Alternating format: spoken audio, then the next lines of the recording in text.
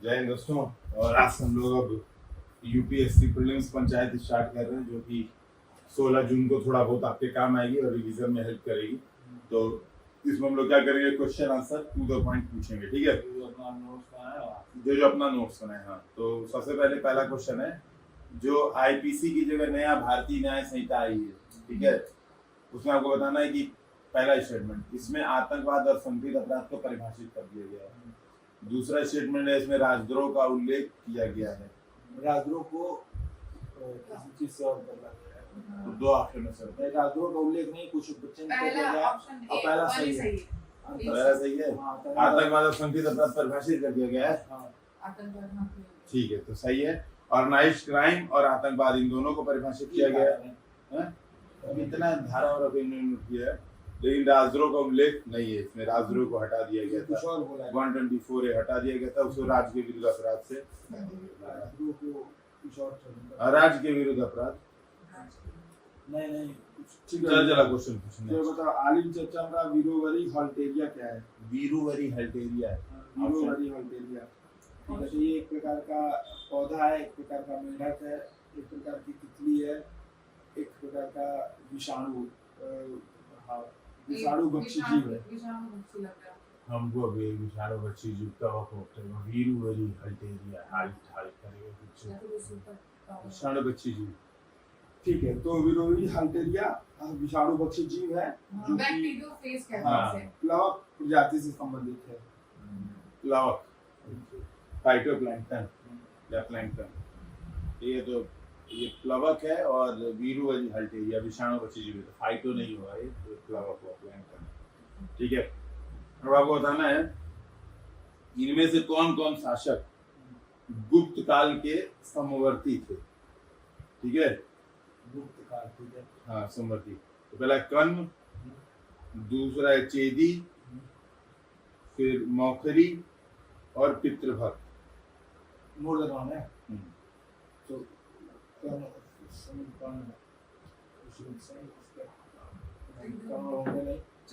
और कौन कौन था? चेदी मान सकते हैं, और मौखरी और पितृभक्त। उड़ीसा के पितृभक्त, कन्नौज के मौखरी। कन्नौज की मौखरी को हटा दो, पितृभक्त मान लो, और एक और कौन सा? चेदी तो पहले थे, लेकिन मैं चेदी को और उड़ीसा के पितृभक्त को मान सकता हूं, लेकिन चेदी तो कन्नौज के मौखरी और उड़ीसा के पितृभक्त, ये दोनों गुप्तों के समवर्ती थे। कन्नौज के जो मौखरी थे वो गुप्तों के अधीन थे, बाद में स्वतंत्र शासन उत्तर प्रदेश में चलाए थे, ठीक है। उड़ीसा के पितृभक्त महानदी और कृष्णा के मध्य इन्हें माठर वंश भी कहा जाता था। माठर चेदी थे, ये आए थे मौर्यों के बाद आए थे, मौर्यों के बाद गुप्त के पहले। तो मौर्यों के बाद शुंग आया, शुंग के बाद कर्ण आया, जिसकी स्थापना वासुदेव द्वारा की गई थी, कर्ण। फिर आया सातवाहन, जिसकी स्थापना सीमुक द्वारा की गई थी, दक्कन एवं मध्य भारत में सातवाहन आया। फिर कलिंग के चेदी आए, उज्जैन में शक आए। तो ये ऑर्डर से आए। उसके बाद गुप्त आए, गुप्त में कन्नौज के मौखरी और उड़ीसा के पितृभक्त, के दोनों गुप्त के समवर्ती थे। मेरा क्वेश्चन साइंस एंड टेक्स से है। तो ये परमानेंट हार्डनेस जो पानी की हो जाती है, तो उस ये चार ऑप्शन में बताना है कौन सा है इसमें से। पहला calcium bicarbonate, magnesium bicarbonate, calcium sulphate, magnesium sulphate. तो मोर देन करेक्ट है। हाँ, मतलब कि only one, only two, only three, all four. तो मैं कैल्शियम दोनों बाइकार्बोनेट रख लीजिए, और एक क्या है? और कैल्शियम मैग्नीशियम के बाइकार्बोनेट है और कैल्शियम मैग्नीशियम के सल्फेट है। तो कैल्शियम का सल्फेट और दोनों के बाइकार्बोनेट, ओनली थ्री आपका दोनों बाइकार्बोनेट और कैल्शियम का सल्फेट। नहीं, कैल्शियम और बाइकार्बोनेट नहीं होना चाहिए। देखो, ये जो कैल्शियम सल्फेट है और मैग्नीशियम सल्फेट, ये दोनों करेक्ट आंसर हैं। दोनों परमानेंट हार्डन कर देते हैं। और वही अगर बाइकार्बोनेट की बात करें, तो अगर पानी को गर्म करेंगे, खौलाएंगे, तो वो हट जाती है, परमानेंट तो नहीं रह जाती है। लेकिन वही सल्फेट जो है वो परमानेंट ही होता है। बाइकार्बोनेट जो मैग्नीशियम कैल्शियम के परमानेंट नहीं होता है, जबकि सल्फेट परमानेंट हार्डनेस में जोड़ देता है, ठीक है। जैसे मैग्नीशियम का सल्फेट परमानेंट हार्डनेस, ठीक, बहुत बढ़िया। अगला बताइए, सिक्किम के भारतीय संघ में शामिल किए जाने के संदर्भ में निम्नलिखित स्टेटमेंट पर ध्यान दीजिए। पहला ये है कि 35वें संविधान संशोधन द्वारा इसके संरक्षित राज्य की स्थिति को समाप्त करके इसको एसोसिएटेड स्टेट, संबद्ध राज्य का दर्जा दिया गया था। दूसरा है सिक्किम के संदर्भ में पहली बार 10वीं सूची बनाई गई जिसमें सिक्किम के साथ संबद्धता की शर्तें शामिल थी। हाँ दोनों सही है। सेकंड वाला अच्छा तीसरे में जोड़ दिया गया था पहला finally। वाला तो सही है, दोनों भी सही दोनों शर्तें क्या होंगी? पहले दोनों स्टेटमेंट सही है। 35वें संविधान संशोधन द्वारा अच्छा तीसरे में शायद फाइनली जोड़ दिया गया। और एसोसिएटेड स्टेट बनाया गया था, उसके बाद इसको 10वीं सूची बनाई गई थी। बाद में दर बदल दिए फिर 10वीं सूची बनाई गई। पहली बार 35वें। अच्छा पहले सिक्किम की थी। ये तो 35वें से संबद्ध था, 36वें से उसको फाइनली जोड़ दिया गया। ठीक है, अगला बताना है एक जनजाति के बारे में बोल रहे हैं। ये लोग दीपुओं के खिलाफ विद्रोह बहुत समय तक करते रहे। ठीक है, राजमहल की पहाड़ियों के ऊपरी भाग में ये लोग रहते थे। मुंडा। ऑप्शन है कि ऐसे बता दो। मुंडा। गलत। अभी ने ऑप्शन नहीं दिया। सब ऑप्शन दे दीजिए। कोई ये भी है। ऑप्शन ऑप्शन तो पहला ऑप्शन है संथाल, संताल। दूसरा है पहाड़िया। अभी भी ऑप्शन नहीं चाहिए। चाहिए आगे। संथाल भी गलत है, पहाड़िया ही राइट आंसर। संथाल घाटियों में रहते थे जबकि पहाड़िया पहाड़ों पे रहते थे। दोनों लोग विद्रोह करते थे, आदिवासी विद्रोह से दोनों संबंधित हैं। संथाल भी पहाड़िया भी, ध्यान रखना है। पहाड़ों के ऊपर पहाड़िया रहते थे राजमहल, और ये घाटियों में रहते थे, संथाल घाटियों में रहते थे। ये डिफरेंस है। हमको लगा कम से कम संथाल तो बताइए, सीधे मुंडा। अरे बाप रे, गुलाम था मुंडा में। दीदू नंबर 12 लोग। ठीक है, संविधान सभा में संविधान के चीफ ड्राफ्ट्समैन कौन थे? बी.एन. राव। तो आपके ऑप्शन है बेनगल नरसिंह राव, सुरेंद्र नाथ मुखर्जी, डॉक्टर बी.आर. अम्बेडकर और H.B.R. अयंगर। अयंगर या फिर बी.एन. राव? तो बी.एन. राव का बनता बीएन राव। सर बेनगल नरसिंह राव। तो सही जवाब ये है, संविधान सभा में संविधान के मुख्य प्रारूपकार या चीफ ड्राफ्ट्समैन सुरेंद्रनाथ बनर्जी थे, एसएन बनर्जी। है। H.B.R. अयंगर संविधान सभा के सचिव थे। बी.एन. राव संविधान सभा के सलाहकार थे। बी.एन. राव सलाहकार थे और बी अयंगर या तो सचिव थे। सचिव थे। और मुख्य ड्राफ्ट्समैन को था एसएन बनर्जी। एसएन मुखर्जी और बी.आर. अम्बेडकर समिति के अध्यक्ष थे। ठीक। अच्छा ये बताइए, अभी ब्रिक्स जो ग्रुप है उसमें और लोगों को ऐड किया गया है, तो इसमें से बताना ब्रिक्स प्लस की तरह। तो ऑप्शन दे रहे हैं, इसमें बताना ओनली 1 2 3 4। तो ऑप्शन है आपके क्या ब्रिक्स प्लस में कौन कौन से हैं? हाँ, ईरान, है। सऊदी अरेबिया, है। UAE, Ethiopia, Egypt. इथियोपिया को हटा दीजिए। इजिप्ट भी है, इथियोपिया भी आ गया था, अफ्रीका से इथियोपिया को भी लिया गया था। है सब है ये सारे, एवरीवन। इथियोपिया को हटा दीजिए। बिल्कुल सही जवाब सारे हैं।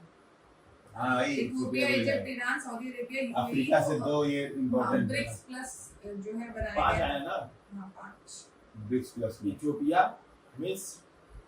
अब ईरान तो ब्रिक्स में, ईरान अभी शामिल हुआ है। ईरान हाँ ईरान ब्रिक्स ब्रिक्स प्लस हाँ। ईरान हाँ, है, इसमें शामिल हुआ है। ईरान है। एक में शामिल हो गया ईरान, वो शंघाई कोऑपरेशन ऑर्गेनाइजेशन एससीओ में एससीओ शामिल में तो हाँ भी और हुआ था। ब्रिक्स प्लस में है। ठीक है, तो ब्रिक्स में ईरान है, सऊदी अरेबिया, यूएई है, आपका इथियोपिया है, इथियोपिया है, मिस्र है। इजिप्ट है। बस। ठीक है? चलो मेरा एक क्वेश्चन है साइंस एंड टेक का, बैक्टीरिया से रिलेटेड 3 स्टेटमेंट बताने हैं, इसमें से कौन कौन से सही हैं। तो पहला स्टेटमेंट है कि जो ये बैक्टीरिया है वो किंगडम मोनेरा सिर्फ और सिर्फ उसी के अंदर आते हैं, पहला स्टेटमेंट। दूसरा है बैक्टीरिया जो है कुछ बैक्टीरिया ऑटोट्रॉफ होते हैं, मतलब अपना खुद खा रहे हैं। मतलब अपना खुद खुद बनाते हैं। हाँ जो उसके अंदर पाए जाते हैं, पानी के अंदर, समुद्र में पाए जाते हैं सही उसमें। है बैक्टीरिया। दोनों सही। और तीसरा है they live in extreme habitat में भी रह सकते हैं, जैसे हॉट स्प्रिंग, डेजर्ट, स्नो। हाँ तीनों सही है। पहला वाला सही है, मोनेरा वाला। केवल नहीं। केवल मोनेरा। नहीं तो केवल हटा। नहीं हाँ, तो ये सोल मेंबर है मोनेरा की, है सही है। केवल मोनेरा किंगडम में ही आते हैं सारे बैक्टीरिया। मोनेरा हर केवल वाले सही नहीं होते। गलत नहीं होता। गलत नहीं होती। अब क्वासी क्रिस्टल के बताइए। क्वासी पहले जो मोनेरा में है बैक्टीरिया, साइनोबैक्टीरिया तो अंदर है। ठीक है, केवल मोनेरा में। हाँ, बताना है soul quasi member of crystal. kingdom। Quasi crystal का उत्पादन आसानी से किया जाता है। दूसरा है प्राकृतिक तौर पे भी क्वासी क्रिस्टल पाए जाते हैं। हाँ एकदम पाए जाएंगे। ये नैनो क्रिस्टल होते हैं, क्वासी क्रिस्टल। और तीसरा स्टेटमेंट है क्वासी क्रिस्टल प्राकृतिक तौर पे भी वैसे ही पाए जाते हैं जैसे प्रयोगशाला में इनका उत्पादन होता है, एकदम आसानी से। प्राकृतिक तौर पे एकदम आसानी से कैसे मिलेंगे? मिल लेकिन जाएंगे, हमको तो तीनों सही लग रहा है। हमको दो सही तीसरा हो जाता। काफी क्रिस्टल समुद्र में पाए जाते हैं, मतलब ये तो है। केवल प्राकृतिक तौर पे आसानी से ही पाया तो जाता है समुद्र में तो प्रयोगशाला प्रकृति में आ गया। हाँ ठीक है, तीनों सही मान लो। में। अब देखो क्वासी क्रिस्टल का उत्पादन आसानी से हो सकता है, लेकिन वो प्रयोगशाला के बाहर बहुत ही कम पाया जाता है। सबसे पहले प्राकृतिक क्वासी क्रिस्टल को रूस के चुकोटका में पाया गया था पहली बार, उल्का पिंड में। तो क्वासी क्रिस्टल का उत्पादन आसानी से किया जा सकता है, लेकिन प्रयोगशाला के बाहर बहुत ही कम पाए जाते हैं। पहले प्राकृतिक क्वासी क्रिस्टल को 2009 में रूस के चुकोटका में खोया गया था। दूसरे उल्का को पिंड में। पहले उल्का पिंड में, दूसरे को पहले परमाणु विस्फोट मैक्सिको में जहाँ पहला परमाणु परीक्षण हुआ था वहाँ पे खोया गया था। तो दो ही मिले, तो 2 या 3 मिले। आसानी से प्राकृतिक तौर पे नहीं नहीं मिलता है। मिलते हैं। अब बताइए, नहीं है, गलत। आत्मनिर्भर स्वच्छ पौधे कार्यक्रम, ग्रीन प्लांट प्रोग्राम। पहला ये है कि इसका यह जो है ये नदियों और जितने भी जलधाराएं हैं गंदे, वहाँ पे इसका उद्देश्य है कि इसको वहाँ क्लीन करने के लिए पौधे रोपित किए जाएंगे। दूसरा ये है कि यह जो है राष्ट्रीय बागवानी बोर्ड इसको मतलब कर रहा है इसका। पहला वाला यार सच बॉल गाइस, चला दोनों सही है। बहुत ये तो आत्मनिर्भर स्वच्छ पौधे कार्यक्रम ये उच्च मूल्य वाली बागवानी फसलों के लिए है, न कि किसी नदी को क्लीन करने या जलाशय को। मैं वो पहला वाला डाउट लग रहा था, इनके जब से नकल करो सब गलत करेंगे एग्जाम में। इस कार्यक्रम का क्रियान्वयन राष्ट्रीय बागवानी बोर्ड कर रहा है। इसमें बेसिकली जो बागवानी फसलें हैं जैसे केला, आम, अनार, पपीता जैसे फल, इनके उत्पादन में बागवानी। बताना ये किस धर्म से संबंधित है? दिव्यानंद और महावस्तु किस धर्म से? बहुत क्या दीदी? जैन। ये वाले नाम बहुत से रिलेटेड होता है। गलत। गलत है। अरे सही है, बहुत आपको अलग कुछ बोलना है, सेम नहीं बोलना है, ठीक है ना? हम ऑडियंस के साथ नहीं जाना चाहिए। अच्छा, पहला स्टेटमेंट है अशोक ने लुम्बिनी में बौद्ध स्तंभ बुद्ध की वहां की यात्रा की स्मृति में बनवाया था। सही है। सही है। बस ये इसके बारे में बता दो। जो बताएं वही स्टेटमेंट थी। हमको ये पूछना चाहिए था कहाँ बनवाया था। ये लुम्बिनी राइट आंसर, ठीक है। चलो अब ये क्वेश्चन बताना है। आर्य महिला समाज, ठीक है, पंडित रमाबाई सरस्वती द्वारा इसे महिलाओं के मताधिकार की मांग के लिए बनाया गया था। भारत स्त्री महामंडल सरला देवी चौधरानी द्वारा इसे आदर्श महिला की कल्पना के लिए बनाया गया था। दोनों उल्टा कर दिए। ठीक, सही। आर्य महिला सभा कब मनाया है? आर्य महिला समाज पंडित रमाबाई सरस्वती, महिला सभा ने महिला समाज पंडित रमाबाई सरस्वती। इसका उद्देश्य था आदर्श महिला की कल्पना करना कि एक महिला जो घर पे खाना बनाएगी, है ना, पति वृता रहेगी, वही सब बड़ी बड़ी।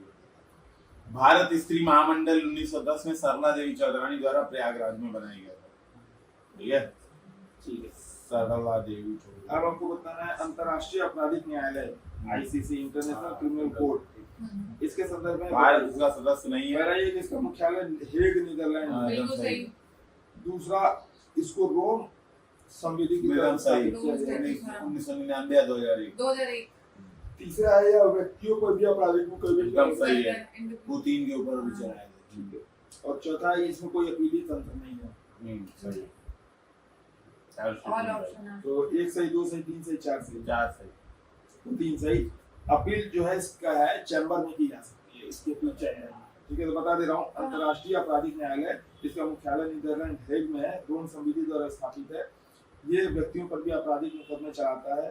ठीक है, भारत, रूस, यूएसए जैसे देश इसके सदस्य नहीं है और इसकी अपील चैम्बर में की जा सकती है। ठीक है, चैम्बर इसके कुछ होता होगा। जीरा फूल चावल कहाँ टैग मिला है? जीरा फूल चावल। जीरा तो ऑप्शन हो गए बांग्ला, हमारा सोनार बांग्ला, पंजाब, उत्तर प्रदेश, छत्तीसगढ़। छत्तीसगढ़। जो नहीं तो फिर बंगाल।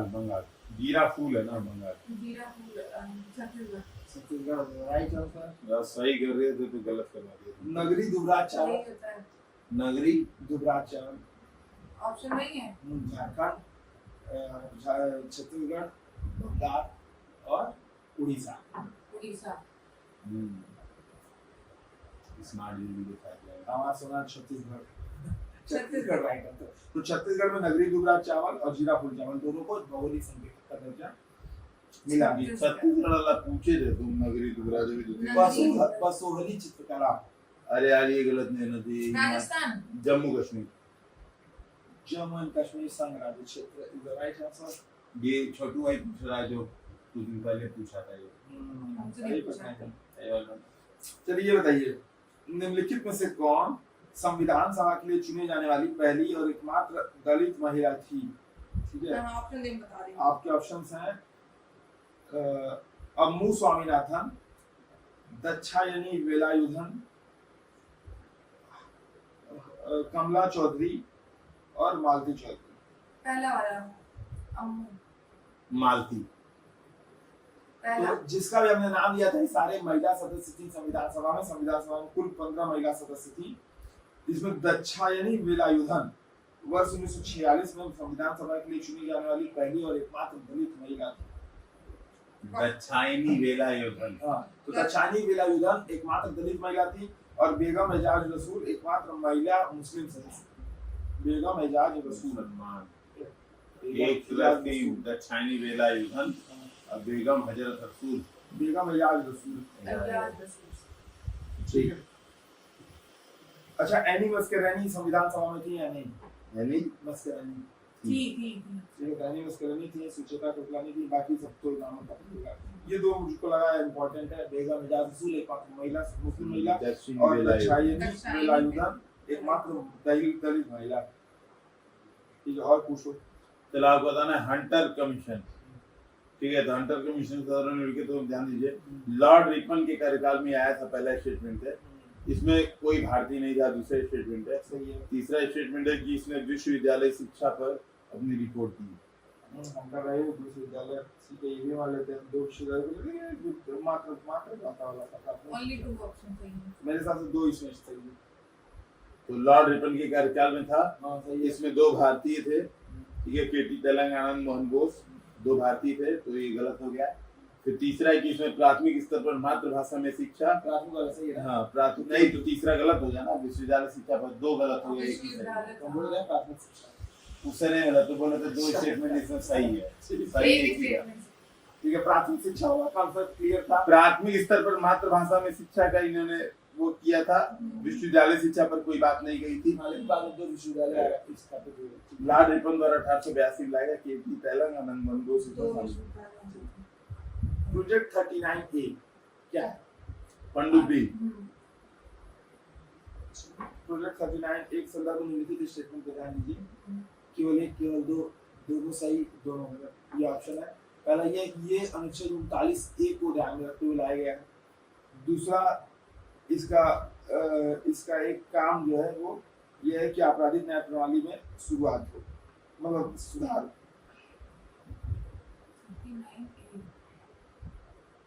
प्रोजेक्ट 39A दोनों गलत है।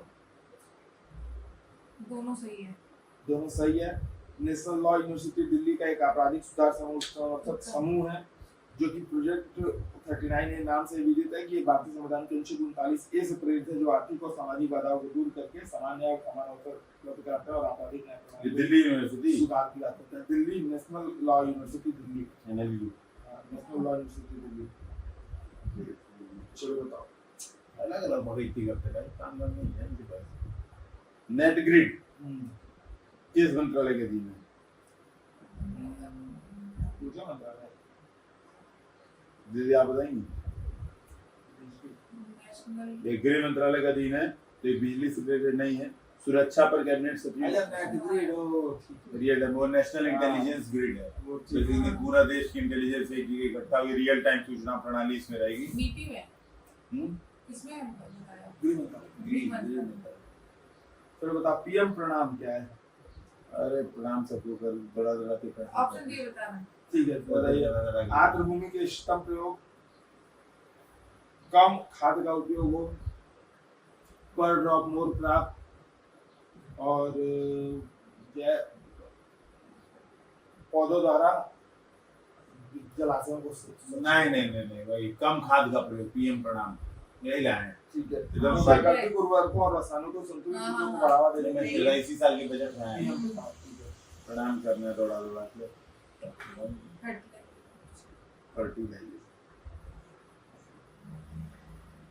आंग्ल मराठा युद्ध के संदर्भ में निकटों पर ध्यान दीजिए। आंग्ल मराठा युद्ध, आंग्ल मराठा, पिंडारी युद्ध भी इसका एक पार्ट था। पिंडारियों का दमन, सही बात। सही बात। फिर दूसरा है कि बसीन की संधि के तहत, ठीक है, बसीन की संधि के तहत माधवराव, नहीं, बसीन की संधि के तहत वारेन हेस्टिंग गिरफ्तार कर लिया गया। तीसरा हिस्सा है कि अंग्रेजों के संरक्षण का सिंधिया और भोसले आदि मराठाओं द्वारा समर्थन किया गया बसीन की संधि में। तीन विषयों में कौन सा सिंधिया,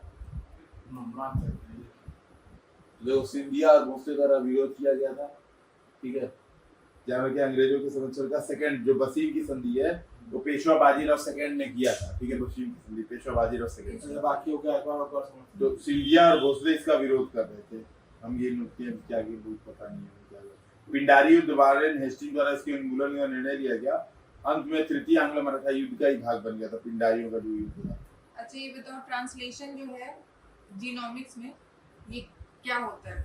ऑप्शन है आपके पास, copying genetic information from one strand of DNA to RNA, एकदम यही है, यही ट्रांसक्रिप्शन है, वन स्ट्रैंड डीएनए से ट्रांसलेशन की बात हो रही है। फिर है by which piece of DNA are broken and recombined to produce new combinant of alleles.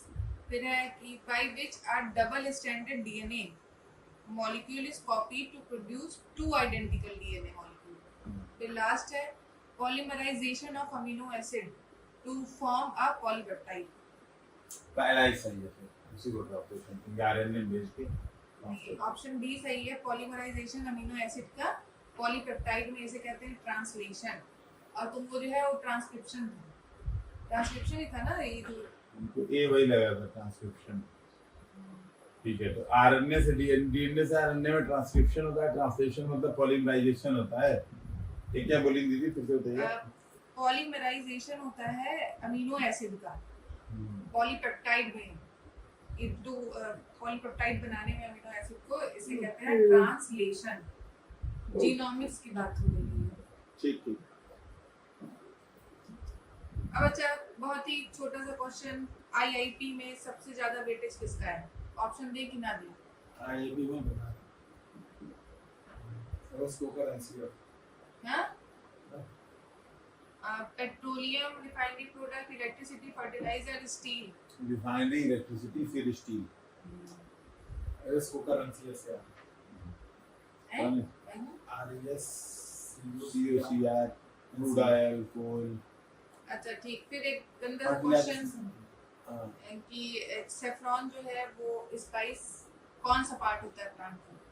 मैं बता रहा हूं, वो पुष्पकली, नहीं कर क्योंकि सर पुष्पकली का स्टिग्मा। अरे इसको वो इसीलिए पुंकेसर बोलते हैं केसर।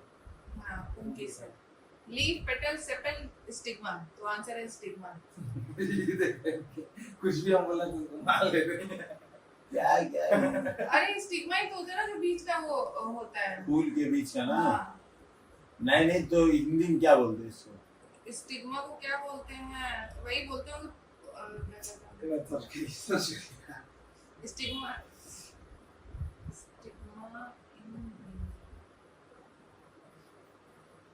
कलंक वाला है तो स्टिग्मा कर स्टिग्मा हिंदी में।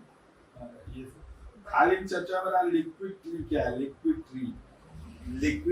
ट्री पानी में बहता हो, लिक्विड ट्री या लिक्विड ट्री। पहला ये इसके संदर्भ में लिंग्विस्टिक देखिए, पहला ये कि यह जो है जल शोधन, मतलब हर क्वेश्चन है जल शोधन होता है। चला गंभीर रूप से जो जला मतलब बीओडी की मांग वाले जो जलाता है उसको शोधने के लिए किया जाता है। तीसरा ये है कि ये अमृत जो जल आशय स्कीम है, क्या होता है, कौन सा स्कीम नहीं है, अमृत अमृत सरोवर, उससे संबंधित है लिक्विड थ्री। आंसर दूसरा सही है बस। ठीक है, दोनों गलत है। लिक्विड थ्री या लिक्विड थ्री ये बेसिकली एक क्या बोलते हैं उसको, वायु गुणवत्ता सही करने के लिए है। ठीक है, सबसे पहले इसको बेलग्रेड सर्बिया द्वारा वायु प्रदूषण से निपटने के लिए इसको आरंभ किया गया था। लिक्विड थ्री में जल भरा होता है, उसमें CO2 को बंद करके ग्रीन हाउस गैस उत्सर्जन को कम किया जाता है और प्रकाश संश्लेषण के माध्यम से शुद्ध ऑक्सीजन का उत्पादन करके ये वायु दूषित होता है। लिक्विड थ्री बहुत ही खूबसूरत क्वेश्चन। नेक्स्ट। महान्यायाधिकर्ता solicitor general of India SGI, इसके संदर्भ में निम्नलिखित स्टेटमेंट देखिए। पहला ये कि ये तीसरा सर्वोच्च विधि अधिकारी होता है। दूसरा स्टेटमेंट ये है कि ये इसकी नियुक्ति जो है वो प्रधानमंत्री की सलाह पर राष्ट्रपति द्वारा की जाती है। तीसरा, इसका कार्यकाल सामान्य तौर पर 3 वर्ष होता है। और चौथा, ये पुनर्नियुक्ति के लिए पात्र होता है। 1 सही, 2 सही, 3 सही, 4 पुनर्नियुक्ति के लिए तो पात्र होता है। कार्यकाल कितना बता रहे हो? कोई कार्यकाल नहीं होता है जब तक नहीं तब तक। चौथा भी गलत है। राष्ट्रपति नहीं करता, ये डायरेक्ट प्रधानमंत्री नियुक्त करता है।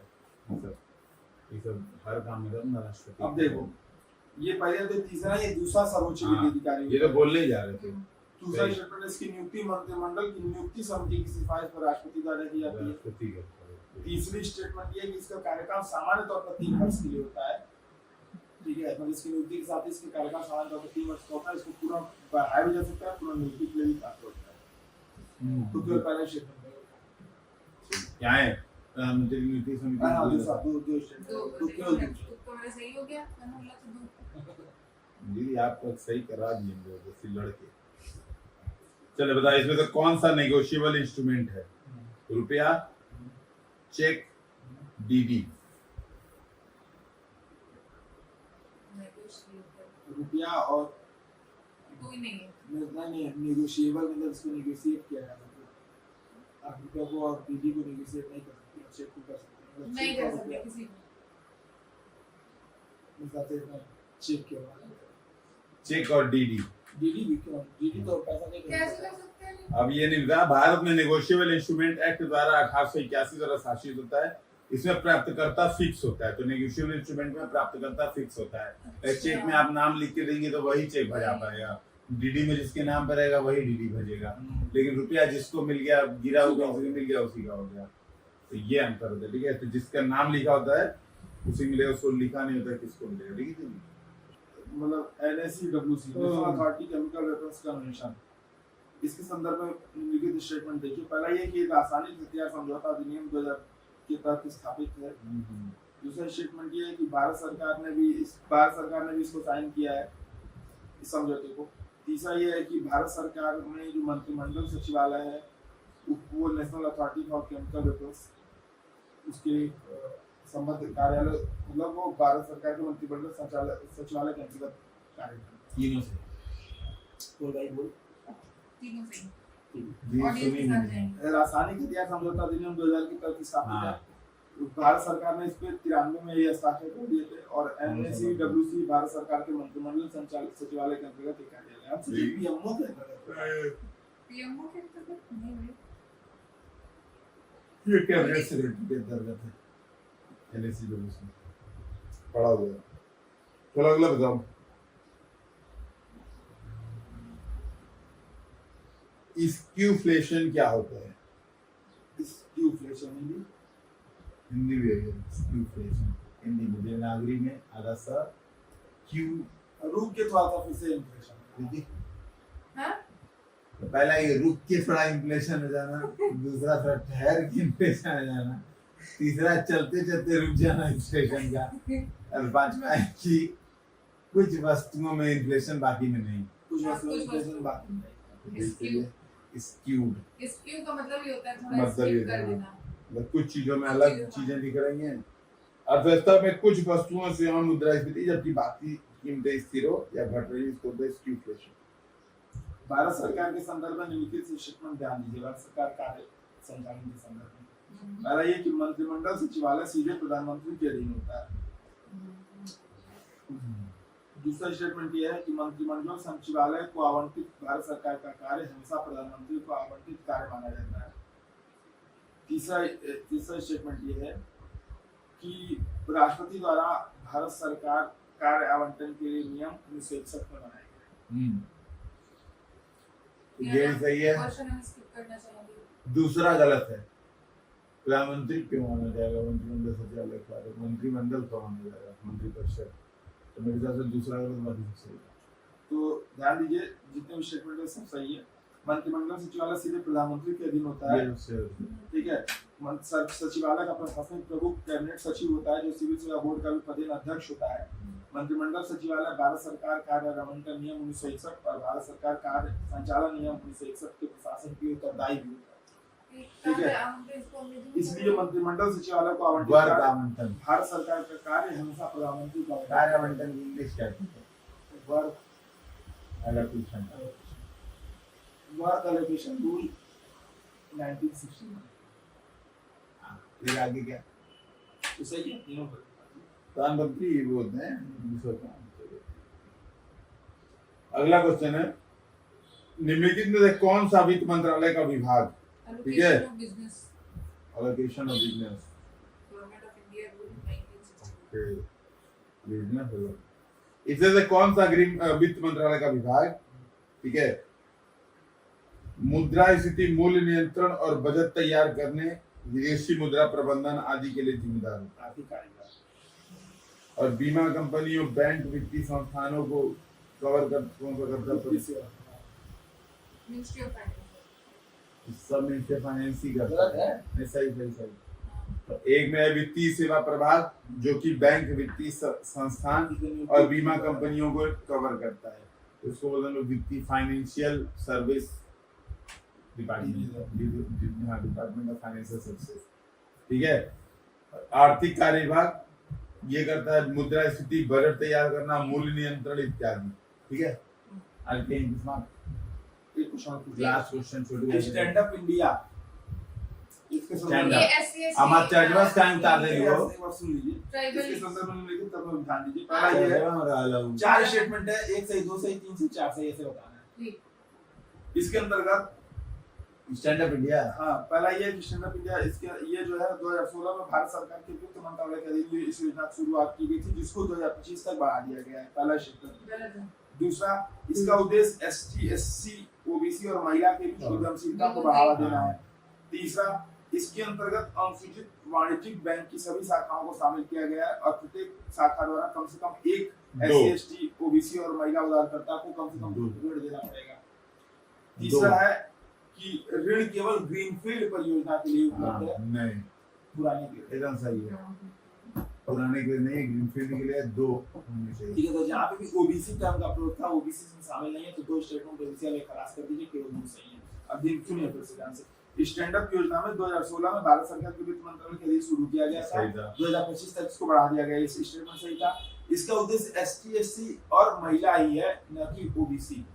ओबीसी महिला होगी तो हो जाएगा, लेकिन उसको जब महिला होने का कारण मिलेगा, ओबीसी को मिलेगा, तो एससी, एसटी और महिला ही केवल है। तीसरा, इसमें सभी शाखा द्वारा कम से कम एक एससी, एसटी और महिला उधारकर्ता थी, न कि एससी, एसटी और ओबीसी महिला उधारकर्ता। अरे एक है कि 2 है? अब इसमें तो एक ही माने, एक ही दिया था, एक ही जो माने, और ऋण केवल ग्रीनफील्ड परियोजना के लिए। मेरा ये गड़बड़ हुआ था। अब तो यार नहीं, ग्रीनफील्ड बढ़ा के तो क्लियर था इसका उद्देश्य। समाप्त करते हैं। फिर कैसा लगा जय हिंद जय भारत बताते रहिए।